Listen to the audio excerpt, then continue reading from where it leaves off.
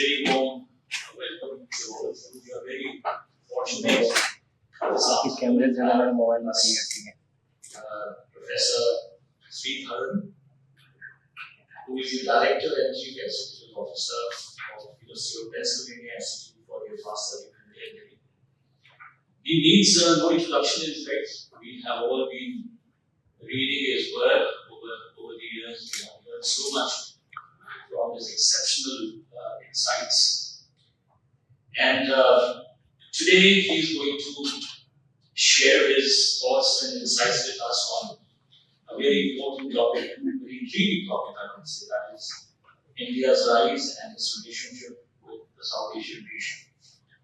I extend a very warm welcome to you, Professor Sridharan, on behalf of South Asian University and Faculty of International Studies, all my colleagues, research scholars, and students of the faculty department. Let me say a few words by way of introduction. He, as I said, is the Director and Chief Executive Officer of University of Pennsylvania Institute for the Advanced Study of India. He did his PhD in political science from University of Pennsylvania and has published on Indian and comparative politics and international relations, including on elections, parties and party systems, coalition politics, political finance, comparative political economy, international relations theory, and South Asian regional security and cooperation, and Indian foreign policy.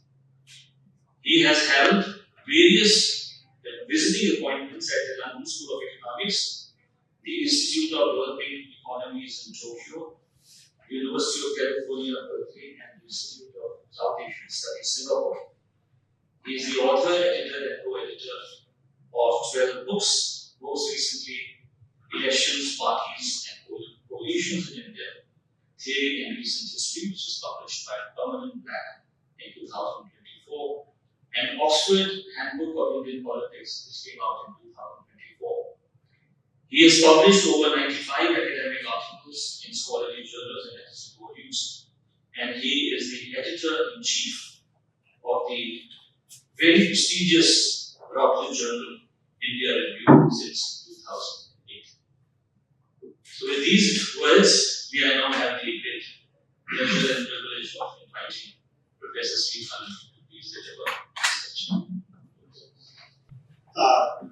Thank you very much for inviting me, Vice President Professor Chaturvedi, and the Institute of South Asian Studies and the Department of International Relations and Faculty of International Studies, South Asian University. It's a privilege to be here.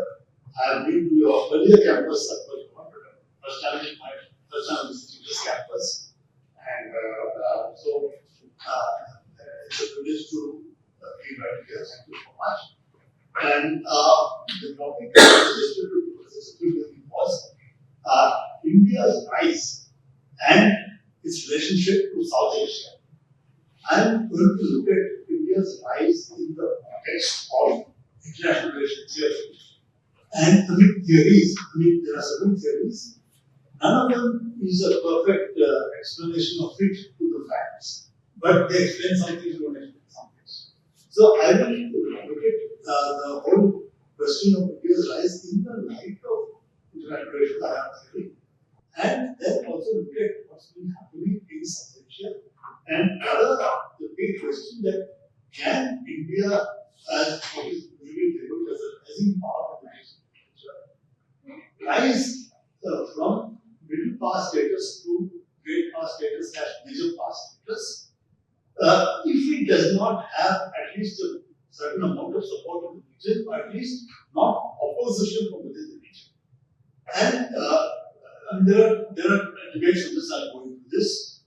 China is also a case where, which is comparable, roughly speaking, it has attained great power / major power status, although it has not the best of relations with several neighbors, including Italy.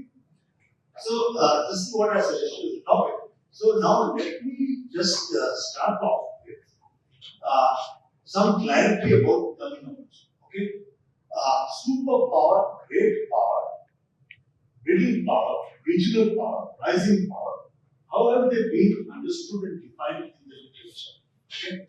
Now, I'm not going to do a literature survey, there's just no time for that.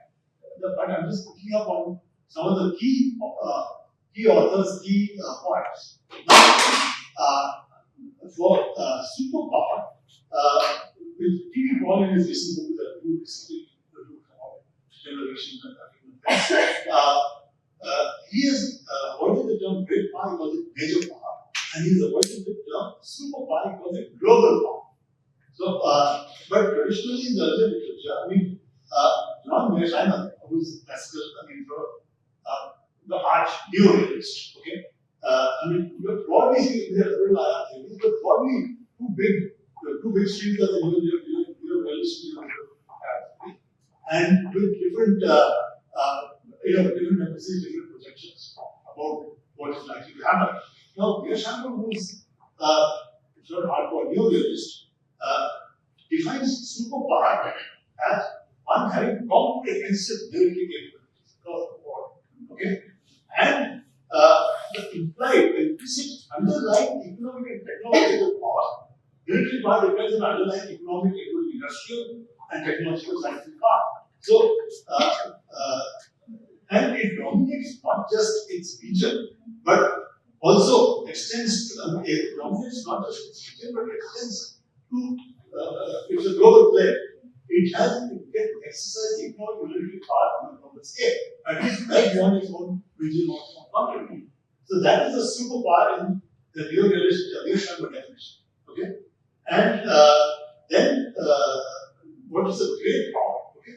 Great power is according to Mearsheimer, defined by relative military capabilities. That is historical up to the present age of globalization and economic interdependence.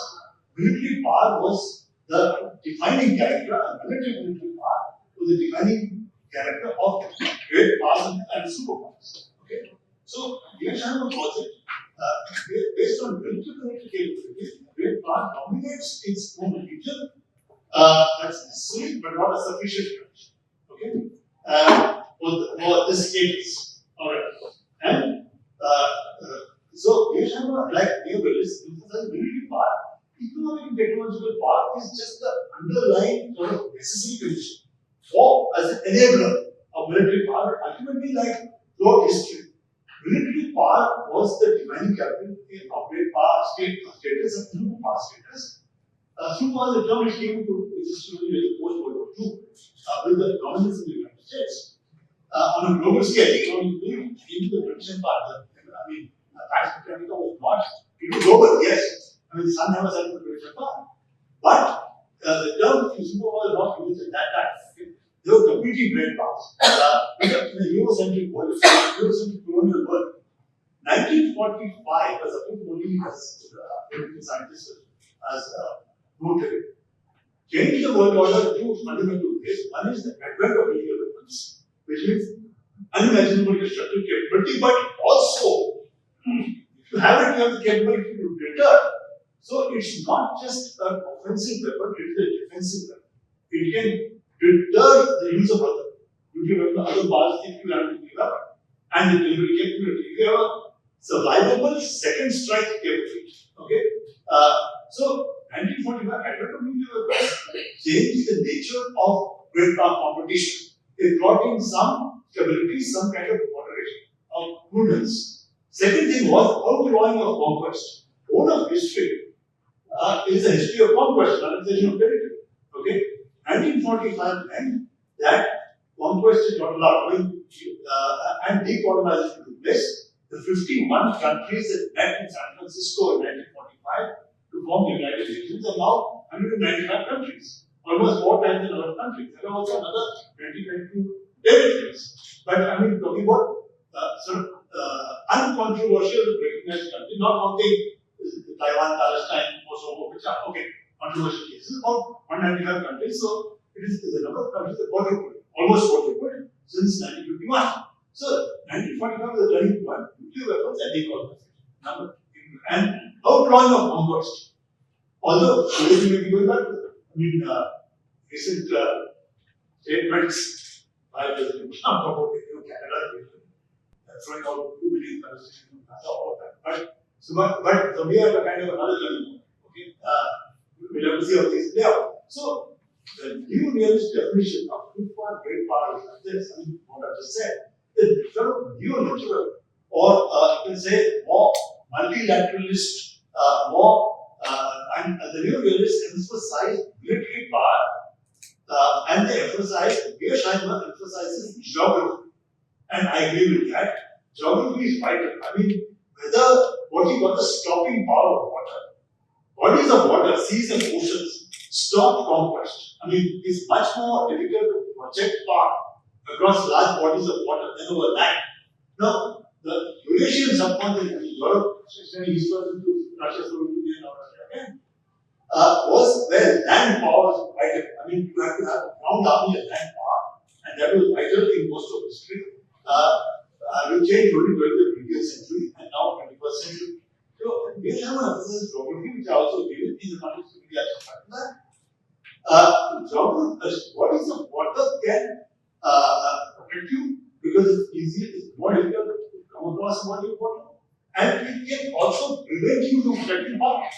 If you are faced with a body of water, then it's more difficult for you to protect power, and projecting power becomes a criterion or as of becoming a great power. Then those which are faced with bodies of water are more secure but also less able to protect power. Okay? So now if you come to the alternatives of starting from late 17th to 2009 about complex interdependence because of economic integration, economic independence, and neoliberal world in which war becomes less feasible because you are economically integrated with each other. Especially, I mean, before World War II and World War I, you had economic integration, and I mean, Germany were one of the biggest trading partners of each other, but it was arm's length trade, unfinished goods. You don't have like now Apple iPhone, you make a part here in China, you make something in Taiwan, you make something, you integrate it somewhere else, put it together. I mean, you don't have differentiated production, there you have intermediate goods, parts and components. And the final product depends on it being made wherever it's cost-effective innovation. So you have complex interdependence, and that's what we have in our about late 70s. And a whole neoliberal approach to talk about that, saying that once you have a world of complex interdependence, apart from military deterrence, you mentioned nuclear, you can't go to war because your economy is affected. You need each other. I mean, you have investments there, they have investments here. You depend on supplies from there, they depend on supplies from you. So, in a world of complex interdependence, which is not there between the US and Soviet Union in the first 2 decades during the Cold War, there was Soviet Union, they tried to contain it, isolate it, and so on. There was not much trade. US and China is totally different story. There's massive economic integration. So, it provides, in the new liberal approach, economic integration provides a ballast, a certain stabilizing force where you can't go to war. You doesn't really go to difference, you have major differences, but you have to talk.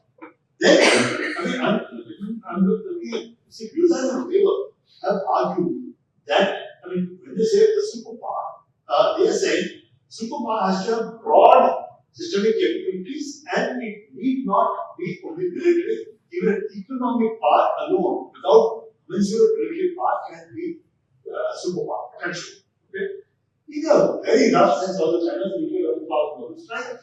Its real power comes from its economic power. It's the world's biggest manufacturing power now, and it is massive economic integration, trade integration with whole lot of countries. I mean, the ASEAN, the 10 nation Southeast Asian countries, and Japan and South Korea have created trade with China that they have with the US, which they are politically aligned with. Okay, and in a sense, Chinese sort of great power status going up, possibly superpower status is actually more economic than military, although they are military power. So, Busan and Weber argue that broad systemic capabilities and that are exercised globally, that makes you superpower, and that this is acknowledged by others. Part of the status research, including TV was recent book on India's unfinished West Coast status from their own status is something which others have to recognize. They have to factor you into their calculation. Not that I say I'm great. You can say that, but you pay attention. I mean, others have to accept that you are a great power or superpower, and they have to factor that into their calculations. When that happens, then you gain status. So status is dependent also on the eyes of the beholder. Okay, it's not just a self-proclaimed thing, or simply academics say you have status. Okay. So now for the new difference, the economic part itself can make you a great power. Okay, and usually the two cited cases, two extreme cases in the world hierarchy: Japan and Russia. Russia is the world's second largest nuclear power, next to the United States. Massive nuclear weapons inventory. I mean, the New START Treaty, which will expire next year, placed a cap on 1,550, came down from at the start in 1994 to 12,000 and 10,000 nuclear power. Strategic nuclear power, that is global range. Mounted on those ICBMs, which can reach, I mean, 8,000, I mean, over 5,000 miles, 8,000 kilometers, great range.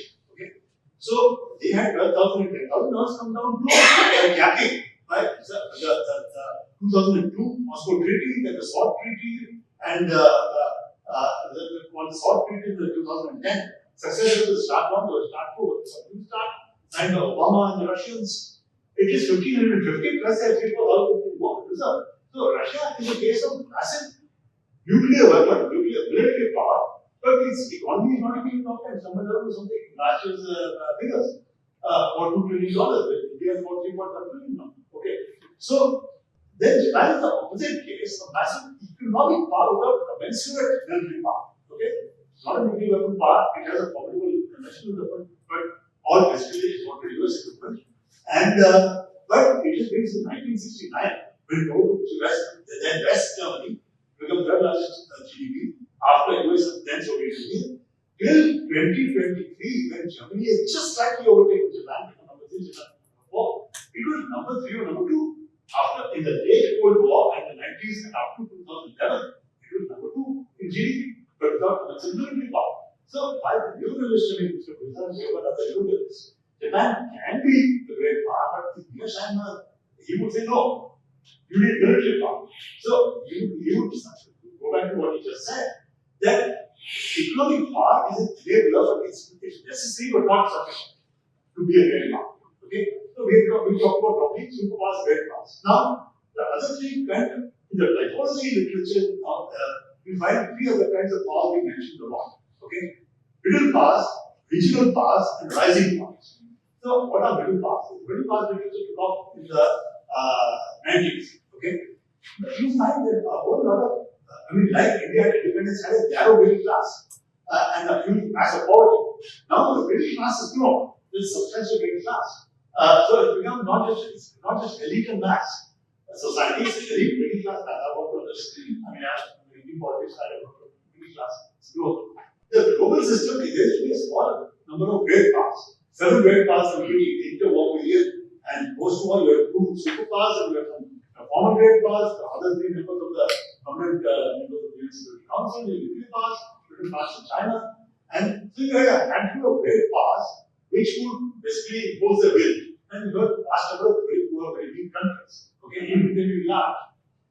Now you have, since the 90s, the post-World War boom, the rise of the middle powers. Now, middle powers have been defined in various ways, it's a very nebulous term. But broadly speaking, middle powers are those which are considered powers which are intermediate between great powers and the minor powers, which are most of the world. So, middle powers are those which cannot be ignored, whatever that means, it can be all kinds of things, have to be factored in, taken into account, can't be ignored. That, in a sense, after the 2008 world financial crisis, the US found, George Bush found, you can't manage the world economy without just the old G7.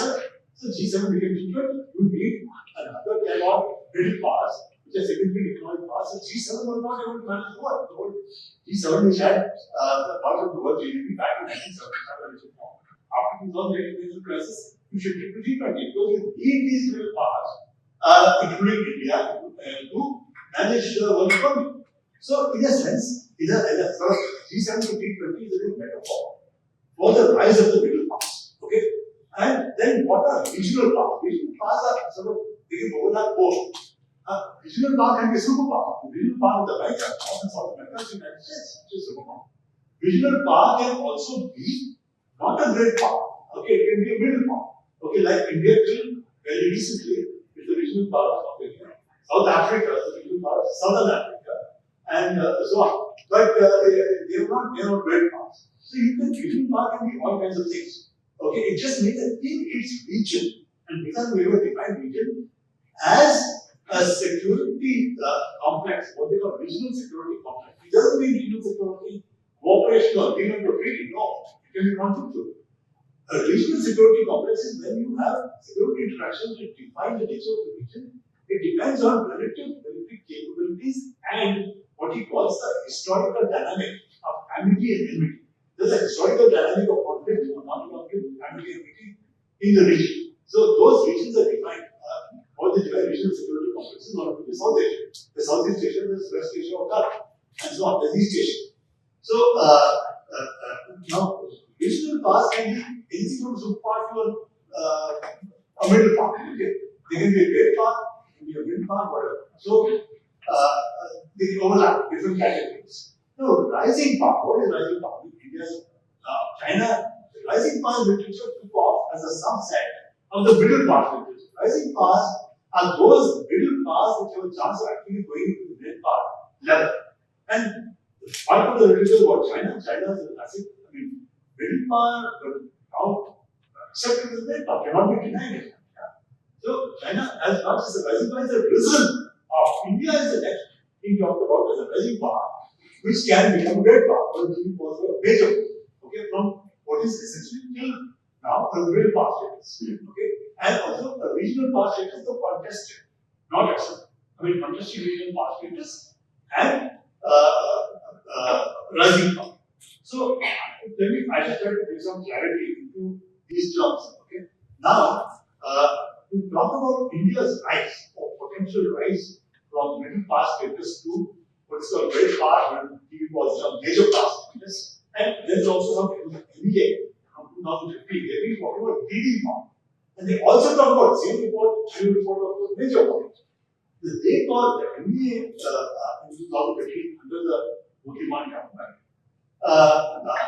Before they talked about India is going to a leading power. They have to define what that means. They talked about major powers in the same way as the major power, great power literature. They talked about US, Russia, China, Britain, France, but also including Germany and Japan, implying that major economic power is also into accepting that major power. So now, what does this mean? A, in terms of India's rise, and B, about its relationship to the region, and how its rise or potential rise is correlated with support or non-support from its region. Can you become a great power if you have difficult relationships with your neighbors? Or can you not? Will that will not? And then bringing in geography. Yes, and this key emphasis of geography.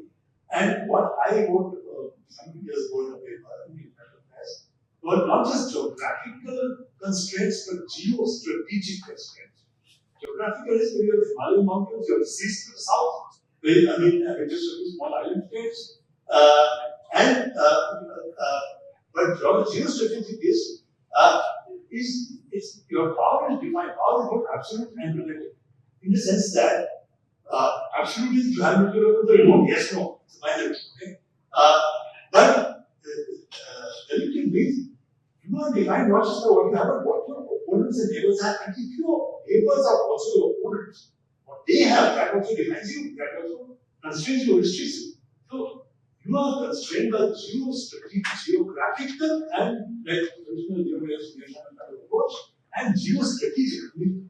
Your power depends on what your opponents and neighbors have. So now, looking at India's rise in this context, let me just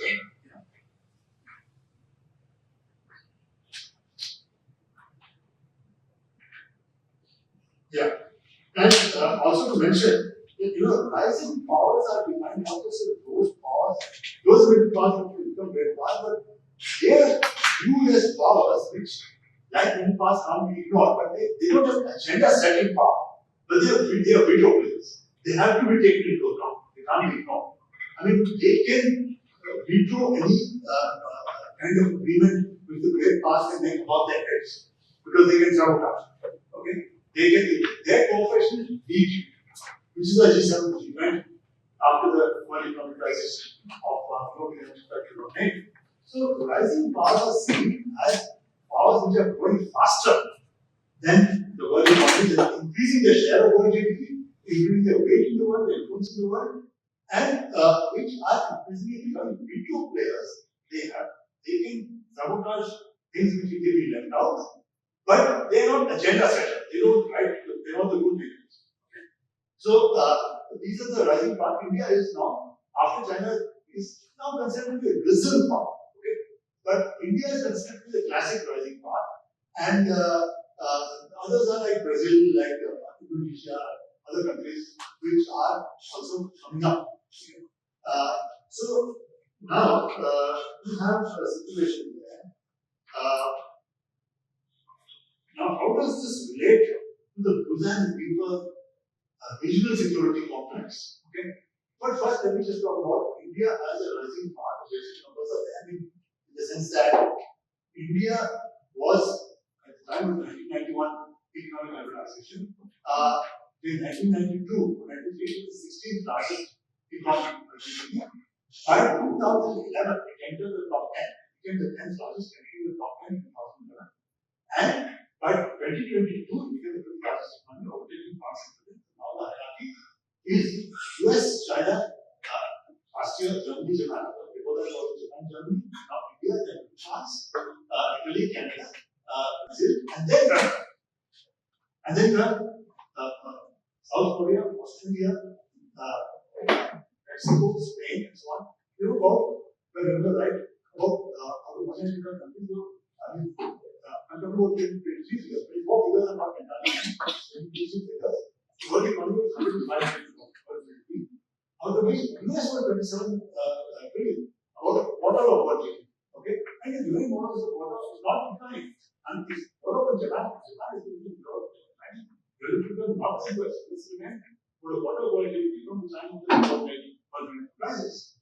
And then after the US, it is China, which is about 19 trillion, which are including Hong Kong and Macau. Okay, so China actually slipped up. Maybe China was about 74% of US GDP, also about 68% or so. Roughly, we say fluctuating 2/3 to 3/4 of the US GDP, but even the growing China, which is now is growing faster than the US, faster than the Western economy. So the gap will narrow. And or if they sustain, despite the population reaching level leveling off, and India overtaking the population in the last 2 years, 14 million over. So now, and India has gone from 60th largest GDP after the 1991 reforms, just after the Cold War, to 5th largest economy. They are projecting, say, by 2028, 2030 to be the 3rd largest, overtaking Germany and Japan. So, at the current growth rate, India has grown 6.2% above from 1992 now, which is higher than the world average. It gives you bigger share of world GDP. Although, one must note two things. One is India's share of world GDP, 2.5 billion figures, is still just about 1/30 of world GDP. Okay? Now, that is number 5. But I mean, the gap between number 1 and number 2, if you take US as 100, and China is about 67, 70. And then the third, Germany and Japan, are about a 5th, roughly speaking. They're about 4.5 billion, something like that. And India is 3.1 billion. So, you're talking about a big gap. First two are aware. Rest are much bigger. That's the structure at the moment. And Russia is 2 billion, compared to 27 billion in the US. So, we are on the cusp of changes in the world or hierarchy, where it's a massive nuclear power. Russia can it sustain this nuclear establishment with a relatively small economy? And with rapid technological changes going on, the Chinese are challenging the US technologically and scientifically. Or will it become a permanent decline, as some people say? And Japan is also with population slowdown, population decline, It is workforce decline. I mean, what they call the working age population is declining. The older population increasing. The median age is 48. Median is the figure. We bear 50% above, 50% below. The median age of the population is 49. And in the US, it is about 37, 38. In US and China, it is 39. In Africa, it's about 21. So, obviously, the coming decades, I mean, the working age population has something called the demographic decrease last year about 24, roughly speaking. After that, India will rapidly start aging. Okay? So, all these factors mean there are big changes in the pipeline going to happen. Now, India's rise, India is a nuclear weapon power. It's one of the 4 non-NPT, I signed the NPT. Also, all 5 are members of the permanent members of the UN Security Council. That is the US, Russia, Britain, France, and China are under the NPT, the former nuclear apps, and other 4, Israel, India, Pakistan, and North Korea, have nuclear weapons, declared or undeclared. Israel undeclared, India, Pakistan, and North Korea declared, which are de facto nuclear powers, but very little capability. I mean, in the sense that India conducted 1 nuclear test of in 1974, and 5 nuclear tests on May 11th and May 13th of 1998. But they tested 6 devices. One of them, thermonuclear, bomb test was what we know as. Recently, after that, Dr. B.K. and the head of the Atomic Energy System Board, this is not a real thermonuclear test. I mean, thermonuclear, the standard nuclear warhead, 250 kilograms, IRBM or ICBM. You have just 240 kilograms. Now, Dr. Sanjay was a present who said, I can simulate it from the simulation. Now, how much can you do that? So, we have tested 6 devices, each tested not multiple times, tested 1 time.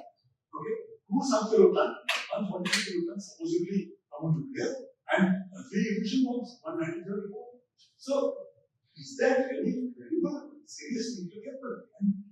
And right now, we don't have an ICBM over 5,000 miles, 8,000 kilometers. Delivery. We have a new fire station. IRBM, 3,000 kilometers, 3,000 miles, 4,000 kilometers.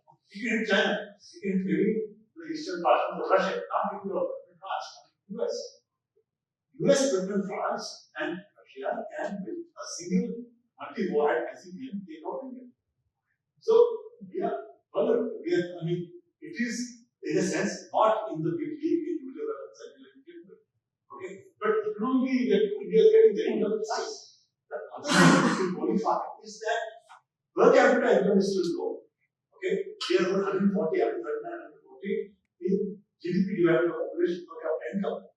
There are about 38 or so high income countries, of which not all are highly developed countries, like Brunei, which is an oil-rich country in Southeast Asia, and like Qatar, which is one of the richest countries in the world. So those are oil-rich, and then they get financial income from the investments.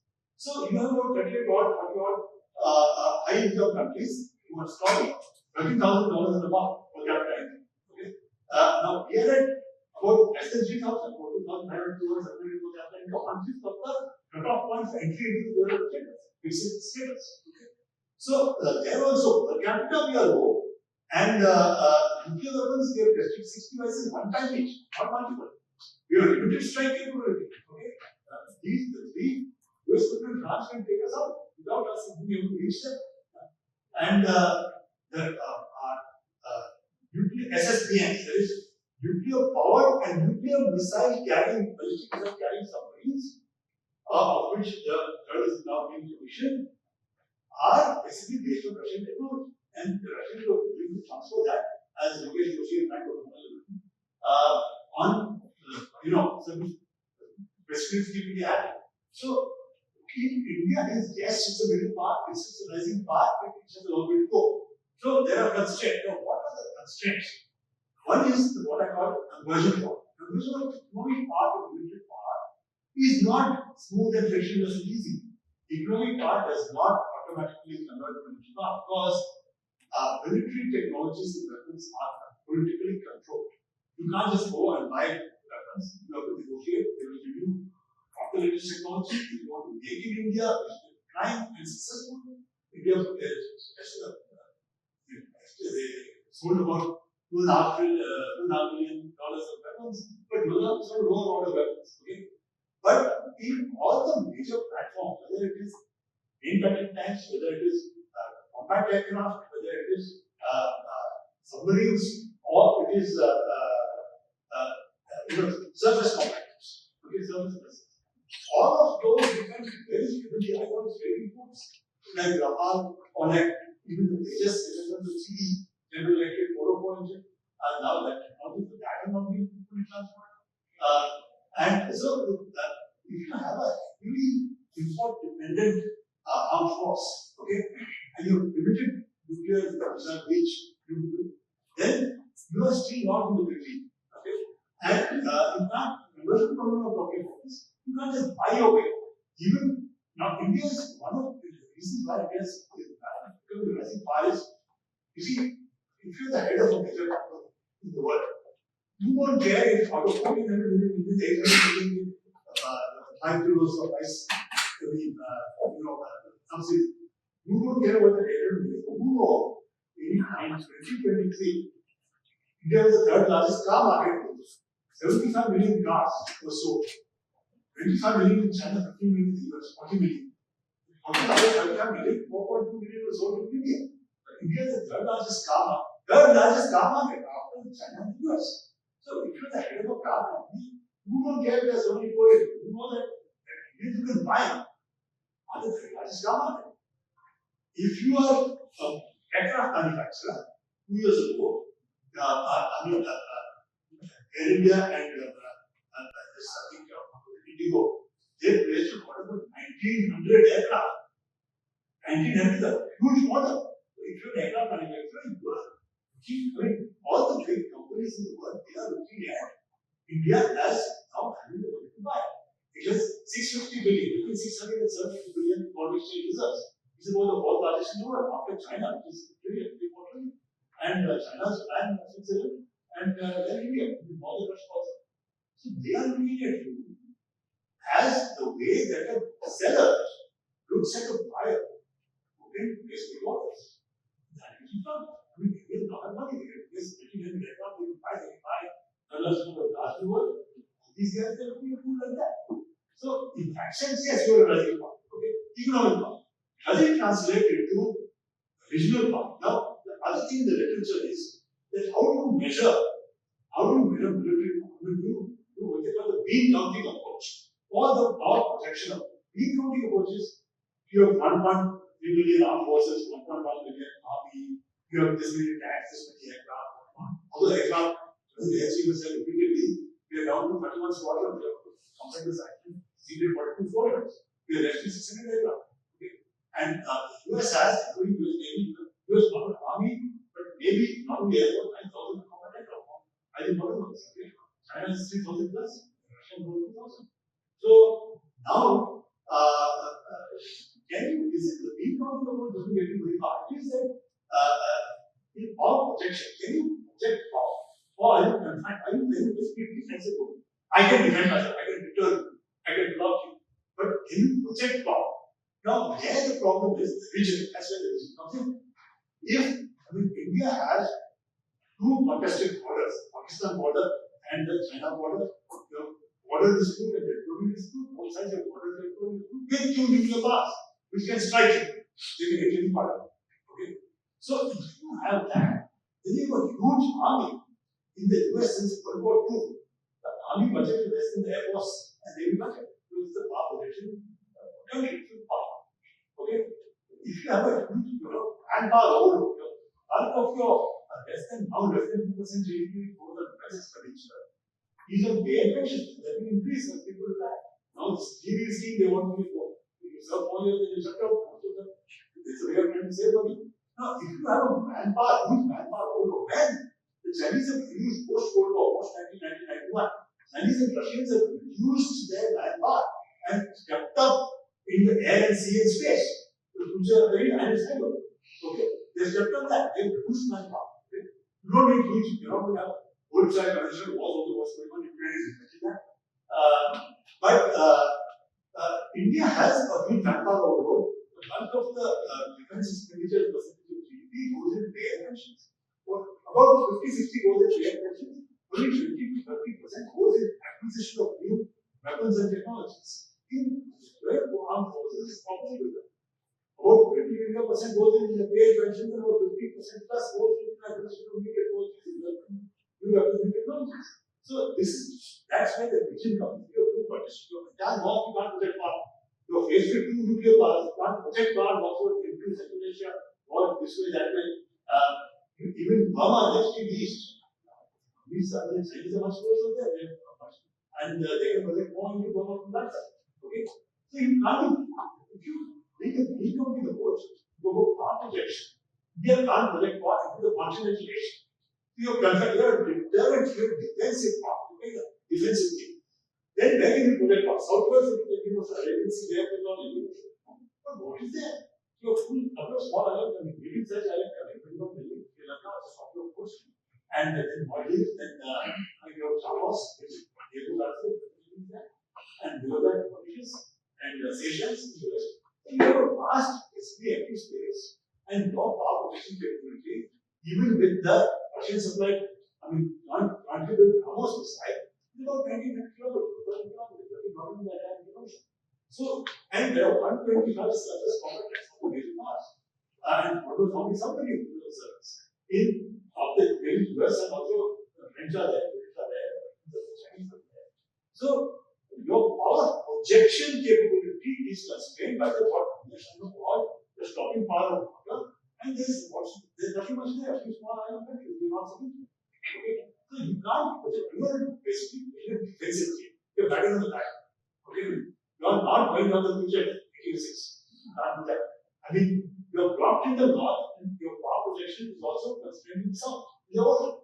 So if you go for the in-counting approach to the power projection approach, India is constrained. So that is one thing. And so I'm talking about conversion problem. Economic power are usually converted to military power because those technologies are not really available on the shelf. They are sold by, and the defense industry complexes are distributed. US defense industry complex, the Russian, the Chinese, and the Anglo-French, European, which also includes Germany, Spain, to some extent. These are the four big defense industry complexes. Everybody has to negotiate with them, get your weapons, get your technologies, and so on. So now, what we are doing, we are trying to move away from the Russians to others. The Israelis who are supplying, the add-ons. They don't make the basic platforms. They make the add-ons. I mean, the electronic add-ons, the force multipliers, which you put on the aircraft over there. Those things we get, we're getting Israelis, French, now Americans increasingly. But ultimately, you are dependent if you do something major which goes against it. So, you have to play this kind of mono-element 2.0 or multi-element game where you keep everybody happy. You don't present the Russians on the trend, but at the same time, you don't justify it. You play a multi-balancing game, which this government has played very clever. I mean, it has been quite effective in this government last 10 years. Has played this multi-element game quite smartly and without running into the pushback from anyone. Okay? India is still, yes, rising power, but the version problems, economic stability, there are power protection problems in how powerful you are militarily, and in economy, because you're a big market buyer, then it can be important. I mean, in the sense that there is no serious pushback. I mean, against the Indian sort of nationalist rising strategy. So it is still rising down market like China, a reason for. Okay. Now, then that brings me to in this context, where does the region come? Now, you can have, there are three ways of being a regional power. Okay? As I said earlier, superpower, like US can be a regional power, North America, all of the Americas, and you have a regional power like the regional power, like South Africa, Southern Africa, like Brazil is South America. You don't have to be a great power. No, regional power is the regional dynamic enmity. Without never talking about. You have to overcome the enmity. You have to be able to bring them in. And you're in what is called in the higher field literature, the bandwagoning balancing debate. Now, when a new pole arises, new power pole arises in a multipolar world, do your neighbors come towards you or they go against you? Do they try to balance you or do they bandwagon? Do they run your bandwagon or do they try to block balance? Now, let's see what's happening. I mean, some Brazil, there are three ways of being a regional power. One is by the acceptance of your neighbor, they accept you as a spokesman of the region, spokesperson of the region. Brazil in South America is accepted even by neighbors or even by private Argentina. It's accepted as a spokesperson. They do very spokesperson. Okay, there's no dynamic enmity within South America. Okay, in Southern Africa, both the apartheid South Africa from 1994 is accepted as a spokesperson of Southern Africa, that means also Lesotho, Swaziland, Mozambique, Botswana, Zimbabwe. They all accept Southern African countries, except South Africa as a spokesman. There's no enmity. Okay, so one way is to be a regional power is to be acceptable others as their spokesperson. Okay. The second way is having a coercive power to force them to impose your will. Now, in India, can't do that really. Pakistan nuclear power. China is Himalayan wall is there. They can't do major land invasion. There's a security there. But can India really impose its will on Bangladesh, Sri Lanka, Nepal? I mean, the independence in 1919 in favor of the Tamils, which ended up fighting the same force that India had that counterinsurgency. India had about 80,000 to 1 lakh troops, there were 6,000 guerrillas. They couldn't rush them, they pulled up. So it's not easy. In fact, one thing, as a side I want to mention, the rise of the middle class also due to one more factor. It is that, unlike in the earlier colonial times, okay, when tiny numbers could conquer a vast country, you had about 1.5 lakh British people, including women and children, in the whole thing, with 300 million Indians. So, and they would, you have one British officer, the collector, district magistrate, one British officer in district, lots of people, they obeyed. Okay, so now that's not the case. Today, after Vietnam, Iraq, and Afghanistan, ground forces were sent by the superpower, the United States. They had to pull out in each case, like India had to Sri Lanka. Vietnam, they were there, 65, 65. They couldn't was there again, they had to pull out. Iraq, they were there. So, until 2011, they pulled out. They were, and 2003, that was part of the triggering of the global financial crisis. Okay.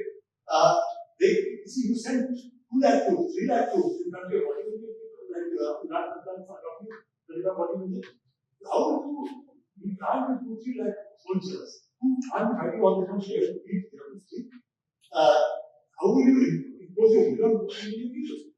So the rise of the middle class also, the fact that even the superpower are very fast, like the US in, as I said, Vietnam, Iraq, Afghanistan, they couldn't impose their will that they say, okay, it's wasting money all the time, they're not getting it, pull out.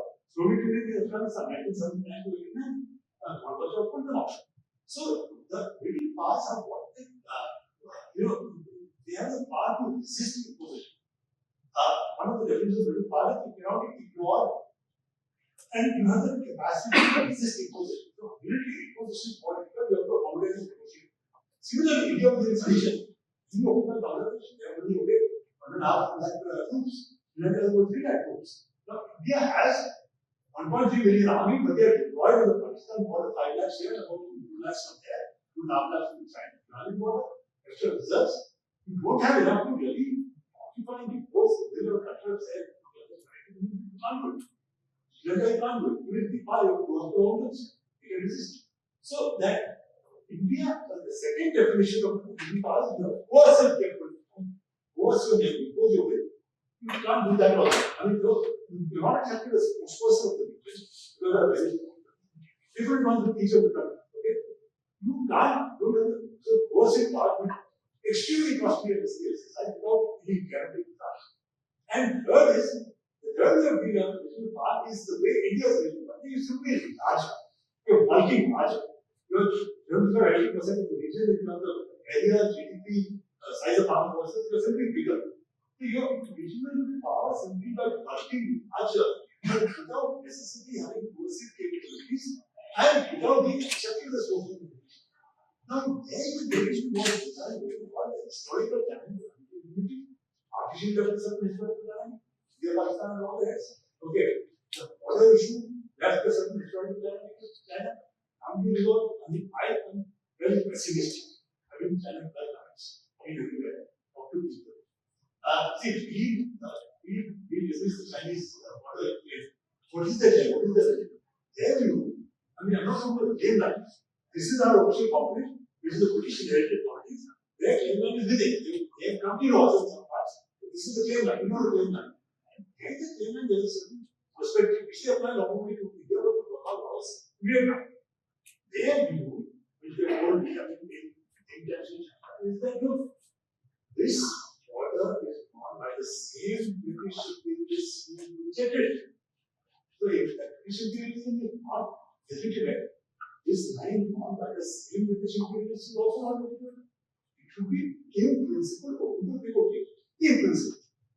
Then they say, look, we don't make big claims, we were just similar in the Burmese, in the economies and now. Okay? But it should be accepted that in principle this is more legitimacy, it provides more legitimacy, it should be reviewed. That is the best perspective. Now, our perspective is that this is the hereditary colonial order, right? All of the world, Asia, Africa, hereditary colonial order, accepted by the state. Because it would be messy to reorganize. Okay? And that has been our big factor, we don't say that. But they won't accept that. So there's a problem. I mean, I don't think this can be resolved. Unless you do what they offered in 1980 with India Gandhi in that far, after the Janata Level, they said you drop our claims in Arunachal, you drop your claims. We accept this line here, 462, we accept not more. Okay? So you do a trade-off.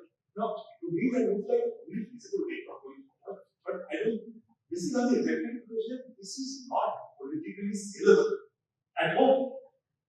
You can't sell this. I mean, the opposition will get off you. You can't say that I compromise here, they don't get it. This is not saleable politically in a democracy. Okay?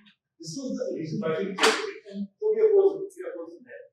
Dear Pakistan, the whole story to go back to that, but we are pretty much frozen and we get to both sides. Okay? Now, SARC, now we have had a number of important bilateral and regional agreements in South Asia, which are not moving forward. In the sense that key agreements are, I just want to speak in 1960, we did the World Bank, and also depending on World Bank, we have no buses depending on World Bank. Now we go to this government saying, why is that? You know, but that has maintained some stability despite all the wars. Second and most vital treaty is 1988, implemented from January 1st, 1992 till January 1st this year, to declare that both has agreed not to attack but declare nuclear sites, nuclear reactors of each side. Okay? And they exchange a list of nuclear facilities in their countries on January 1st each year and agree not to attack. So that's a stabilizing which is very vital. This is extended by Bhajpa and Nawaz Sharif in 1998 to extend notification of ballistic missile tests and then the cruise missile tests. So that you see something, you know the radar, you don't need some directive. You know you've been notified when you're doing a test. Okay? So this is very vital stabilizing measures which are still in place, despite all the tensions. Okay? Despite non-state actors, terrorism, all that. So then there was SARC from 1985, there was SAFTA, implemented January 2004 and effective 2006. SAFTA is there, basically the following trade. The SARC trade of India is less than 5% of India's total trade. And the three main partners are about Bangladesh, about 1.8%, Sri Lanka, Nepal, 1.5%. So trade is not growing, the economic integration in the neoliberal sense, which requires some ballast. Stability is not there. And the Chinese trade in the last 10 years, when you look at trading partner of all our neighbors, maybe not Bhutan, I don't know, all our neighbors, China is a trading partner in India. So all India's neighbors have trade terms, not following one gradually towards India. Where that post-Cold War, breakup of Soviet Union, the whole of Central Eastern Europe, former Warsaw Pact countries, wanted to join the US camp, NATO, the European Union, all that. Even though Russia was not there, Russia pulled that. So they wanted to do so because and the agreement was beneficial. Okay. Now, US post-World War, post-1945, they have built and sustained NATO since 1949, and as an alliance, they have done essentially three things. They gave massive aid to reconstruction of Europe, and then continuing aid for the post-Cold War Eastern Europe, all that. Then, second thing, they maintain open market. You can export to us and bring your industries by exporting to our market.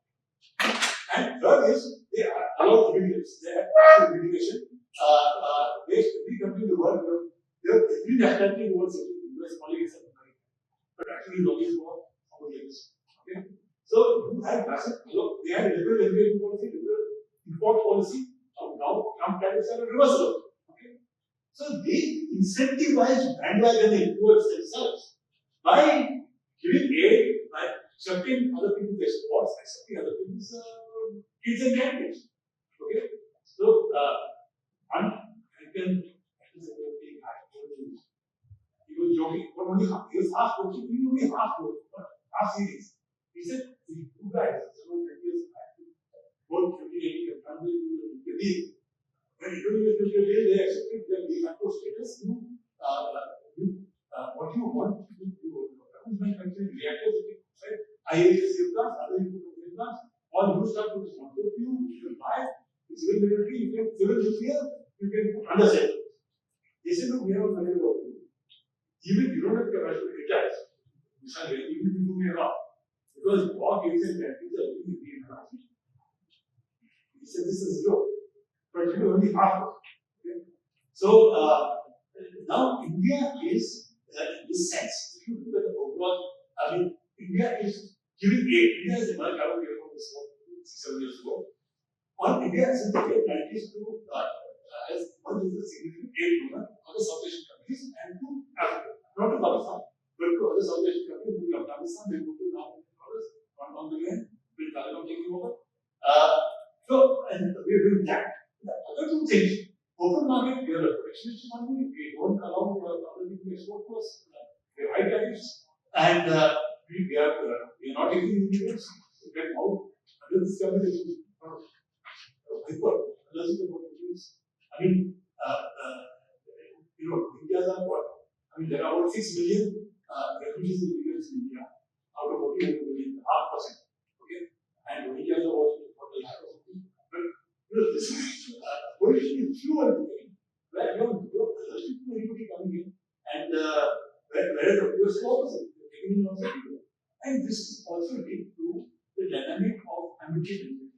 But we are not, we are doing only, we are one of the three ways that we will give up, but not coercive power, not acceptance by others as a spokesman.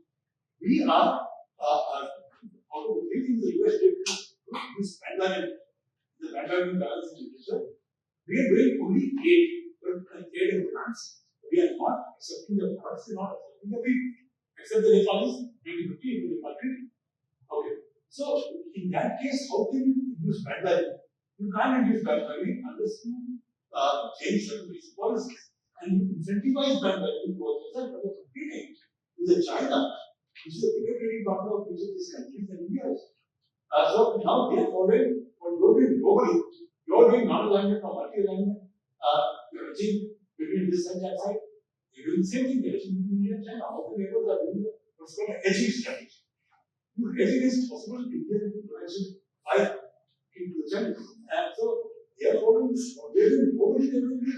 They are also doing non-alignment between India and China. I don't think they're doing that. So,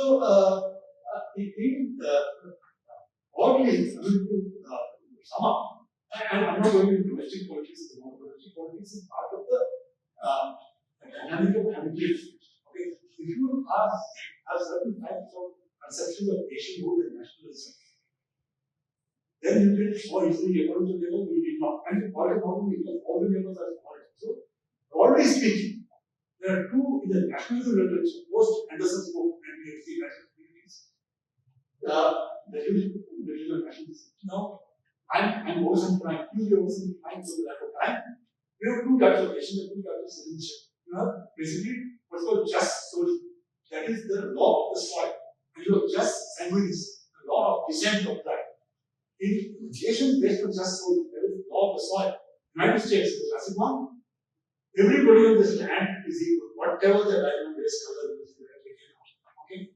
Everybody who is born here has the right to citizenship. Other from now, until this camp. It is the law of the soil. Okay? The other is the law of descent. You have to belong, be born into a specific group based by religion, culture, ethnic, or lingo ethnic, or whatever. You have to belong to a certain group that you don't want into that group. Otherwise, you can never be fully part. You can tolerate maybe high positions, but you can never be fully part of it. I mean, you are never considered fully part of the nation. Under the territorial civic nation, there are ethnic nations. That's what happens. Israel, you have to Jewish, even if you are born on the same soil, you are Palestinian, Arab, you are not people.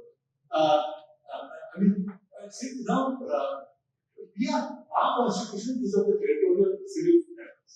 It does not entrench one religion, race, ethnicity, culture as the nation and others are not. But now seems to be that's changing, not by amending the constitution, but formally, we seem to be moving towards a just science. That is, you are born into certain religion, culture, etc. Otherwise, you are not believing. Unlike what is the constitution, is a territorial nation. Second is nationalism. Again, a oversimplified. Two types of nationalism. What are called nationalism without any. That is, Indian independence movement led by Mahatma Gandhi was the short to Ram, right? Without hating anyone. He was against it. So you can be nationalism without any basis. You love your country, your culture, etc., but you don't hate it. This is nationalism with enemies the other type. Nationalism with enemies is you not only love your country, your culture, etc., but you do hate someone. In the nationalist narrative, there is an enemy specific. It's part of the package. That is, hating somebody is part of the package. It's not only about loving your country, it's also about being against it. So these are the two types of nationalism. Okay? Nationalism without enemies, Indian independence movement, etc., which is you love your country, don't hate anybody. Here, you love your country, but you do. There is an enemy. Okay? And you're constantly being fought or pushed to hate something. Okay? So, if you have this kind of national nationalism, which is India is constitutionally not the case, but moving towards that, although I mean, right now the numbers are not there to amend the constitution formally, and other nations are amending. Given my Islamic states, and Nepal used to be a formal new Rashtra, and to remove it now, it was very credible. Bhutan is a Buddhist monarchy. The Sri Lankan constitution says almost based on this. They use the word not that it is Buddhist country, but almost political. We also religion, but almost the privileging one. Okay, the majority. So if you have nationhood based on just sanguinities, you have to be born into a certain group to be fully part of the nation, or as opposed to territorial nation. And if you have a nationalism, which is nationalism with enemies, there's an implicit responsibility compared to nationalism without enemies, you love the country, but you don't mention the difference. So these are the complications. I'm just mentioning this about domestic politics, because that affects also regional relations, it affects your rise in the world. Okay? Now, this can be over. China, you can say, is a complex from great past status with the different relations all the way, but they want some of this. I mean, the Japanese, South Koreans, de facto the Japanese, and US have. I mean, Vietnamese and Lao and Burmese are kind of neutral, and Indians will have a problem. So, to solve your problem, former Soviet Central Asian states in Russia.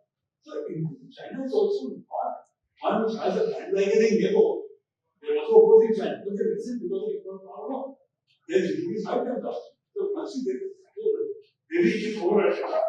Now, India also, you see some overriding. The fact that Indian inflation is coming big higher, it is overriding something. Something is not getting any pushback from, except a few democracy organizations. And Africa is just being competent. And being thinking of me. I mean, OIC, Organization Economic Conference, they also look at that. They are finding cases of some more in India, they accept Indians, laborers, and also all others. But one of the big paradoxes is that these are not anyway similar, anyway liberal. But they have accepted the largest number of immigrants as a share of population in the world without the backlash, without saying go back to home. It is outnumbered by the immigrants. And it's not liberal secular country at all. But the population is accepted. Last 50 years since the first unpacks is growing. Nobody shouting to go back or anything like that. Okay? So, and then look at that. After India attacked Malabo in the camp in February 2019, next month in March 2019, Sushma Swaraj, invited by the OIC as a guest of honor to deliver a lecture and OIC something. So they also came to be invited. Sorry. So let me just end that. So India's rise is constrained by not only the fact that you are given only one out of three possible senses, but and that the religion has problems with it. The religion is playing the hedging game, balancing between good and on various things. But also with the fact that conversion problem ignorant part doesn't seem to be able to nuclear power. Nuclear weapons are 6 tests or 1 test, 1 test, not something. Okay. So missile range is limited. You are not able to protect on the nuclear levels in the north and south is India also. So there are several constraints, including regional relations. India's continued rise. Unless India goes sustainably in the way that so big an economic part, all these things fail. And I think that is what has happened for those of us who are interested in the theories and practices of international relations. This has been an amazing lecture, full of insights. My only regret is that I still see some chairs not being occupied. Well, it is a big loss of those who have probably preferred those lunch. For those people who will provide the video.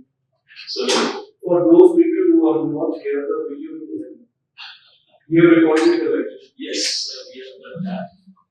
And unfortunately, we are running out of time because we have very important appointment coming up.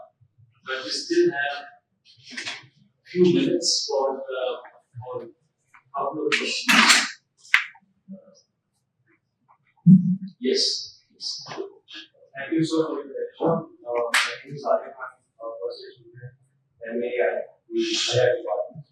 So my question is that regarding the regional security complex of South Asia, we have talked about how in the past currently the neighbors of India are hedging very delicately between India and China. But with a few recent changes in the internal involvement of countries like Pakistan and of Bangladesh, India's policy towards them has been evolving towards not favoring any kind of aid towards them. There have been failed aid. So, is there a possibility that this hedging may change towards bandwagoning against India in the coming future, with them aligning with each other? I don't think there's been any connection between the countries of South Asia. They don't go countries in South Asia as a border with each other directly. Each has a border with India. Even between Nepal and Bhutan, there is something in between. So nobody has a shared border, if you notice. They all are borders with India. There's hardly any connection between any of them. So I don't think they will form a kind of thing against India. And many of them have an interest in art. I think because China is a really part of them, that India is on the board. I don't remember the name.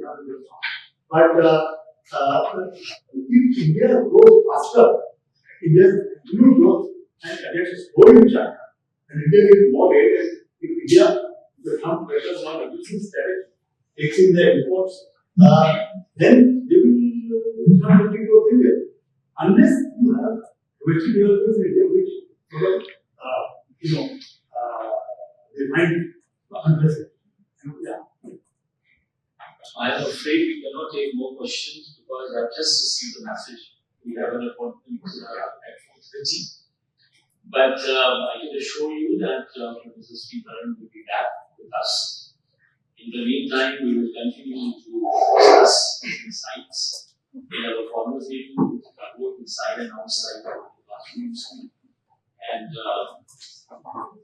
my only request to you would be that please continue to be generous with your time. And please visit us again. And thank you very much. I don't think I'm enough to do my own insights. If you are looking for an example where how to think practically about such complex issues, I think today's lecture is a great eye-opener for us. And it's incredibly rich theoretically. It also reminds us of when you talk about powerful traditional all Prince work, all the power is that the leader was experienced as to how the earlier hegemons were, right from the Dutch to the British to the Americans and how the hybrid spatial rise of China.